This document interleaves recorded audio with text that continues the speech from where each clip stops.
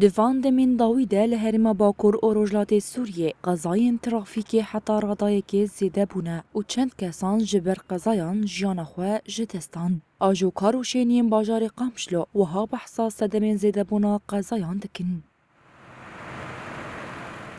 والله سرعته اف جيبي حديث وبيريتكين او مشي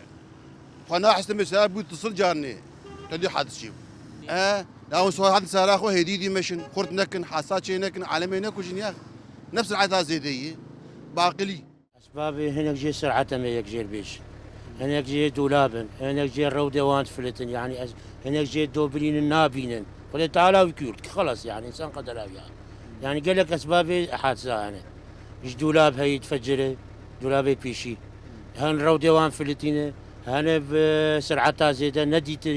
نمنتبه يعني سبب حوادثها جيبات شي لقورته عم دبينن روجانه جيب دقلبن قزاروكن اف زلامي وان بابي وان تدنوان وداجون في سرعتها زياده داجون نمنتبه نهائيا قال لك اف قديه وان جيبا زاري وان ندن زاروك يا اخوان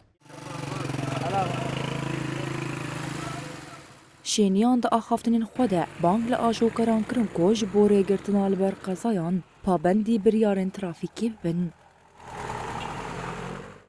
والله تشقيسي بينا وافره بباشي والله قال كي داجون والله سر افريا مينه شري نهي بالصد مشن اري والله قال كي اجتنا زيده سيبيش هذا كم انه مثلا اجتنا وبلا اصولي به بزنبون به نفس سرعه بوني قد احكي بكم ماشي شينابه مثلا مثال تشوفير خير دبي شعيق بكريبه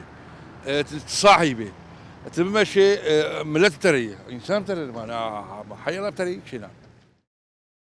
Siyêçlê di encama qezayeka trafîkê de ya li ser ya di navbera bajarê Qamişlo û Hesekê de 4 kesan jiyana xwe ji dest dan û hejmarek kes jî birîndar bûn. Rêveberiya trafîkê jî bang li ajokaran kiribû ku ji ber têkçûna rewşa hewayê bi baldarî tev bigerin.